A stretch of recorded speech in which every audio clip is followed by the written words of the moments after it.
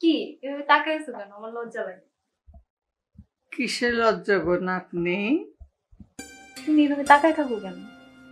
আমি অবাক হয়ে দেখতেছি এইটুকুন লতা দেখতে দেখতে কেমন বড় হয়ে গেছে, আবার এখন সংসার করতেছে।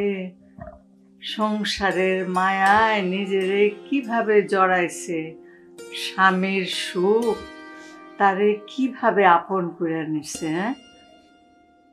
থাক, হইছে। কি হয়েছে? আমি তো কিছু দেখতেছি না। কোল খালি কেন? দাদি। কি দাদি?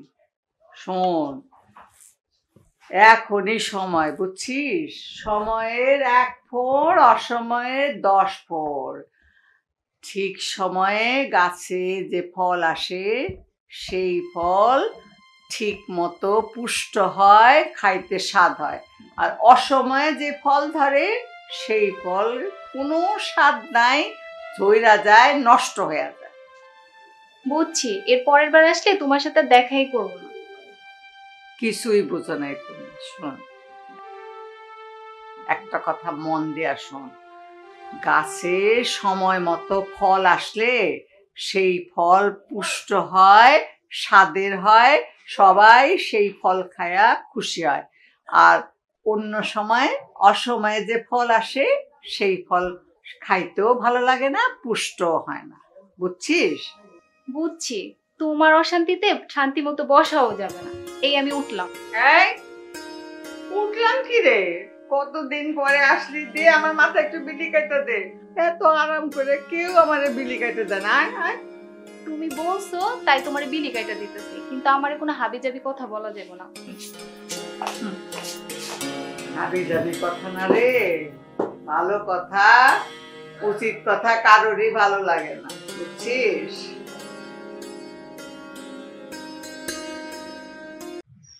এর কাছে বেশ সারা দেখ। এই কথা তো আমি কাল রাত থেকে জানি যে সরকার বাড়ির লোকজন গ্রামবাসীর একটা চমক দেখাইল, কিন্তু চমক যে এইটা বুঝতে পারি না। এখন তুমি যাও সরকারের সাথে বলে খেলে আসো। হ্যাঁ, খেললে হয়তো জিততে পারুম না, কিন্তু ওই সরকারে 2-4টা চর তো মারতে পারো। তাহলে তুমি বলে খেলতে যাইবা? আরে না না, নিজের কোন কাদের ভাই, ওই সরকার কি পাহাড়ের মতো দৈত্যের মতো একটা ফিগার।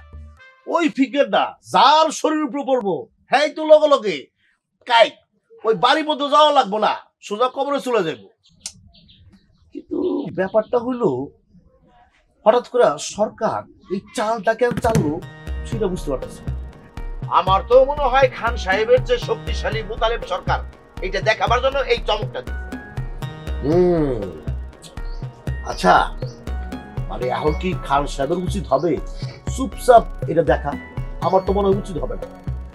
আমার মনে হইতেছে এখন খান সাহেবেরও একটা পাল্টা জবাব দেওয়া উচিত। জবাবটা কি দিবে খান সাহেব? খান সাহেবের তো মিষ্টি মিষ্টি কথা ছাড়া আর কিছু নাই, তার পুঁজি খালি ওইটুকি। তবে আমার মনে হইতেছে আমরা ভুল করছি খান সাহেবরে ইলেকশনে ভোটটা দিয়া। ফাদার ভাই, আপনার কথাটা ঠিকই কইছে, আসলেই একটা বিরাট ভুল করে ফেলেছি। যাক, এইবার থেকে কিন্তু হিসাব নিকাশ করে কিন্তু চলতে হইব। স্বপন খান্ডের তো 2বার দেখলাম, এবার নতুন করে আরেকজন দেখতে হইব। যাই, আমার আবার অনেক কাজ আছে। এই সব কথা নিয়ে এখানে পেশাল পারলে আমার কাজের 12টা বাজে যাইব। আরে বল না, যাবি তো? চলো আরেক কাপ চা খাই, তারপর যাই। ও, তুমি 1 কাপ চা খাওয়াইছো, এখন আরেক কাপ চা আমার কাছ থেকে খসাবার চাও না? বুঝছি। ধরো। আরে না না, আপনি টাকা লাগবে না, রাখেন রাখেন, অসুবিধা নেই, আপনি বসেন, আপনার আরো 2 কাপ চা আমি খাওয়াইতেছি। আরে না, ধরো তুমি, ধরো এইটা রাখো, তুমি চা খাইয়ে চার দাম দিয়ে দিও, আমি আসি। ভালো ভালো, 1 কাপ চা খাওয়াইতে চাইলাম, আরে উল্টা বললাম। প্রথমে সরকারের ট্যাক্সটা দেখছো, বলি খেলা।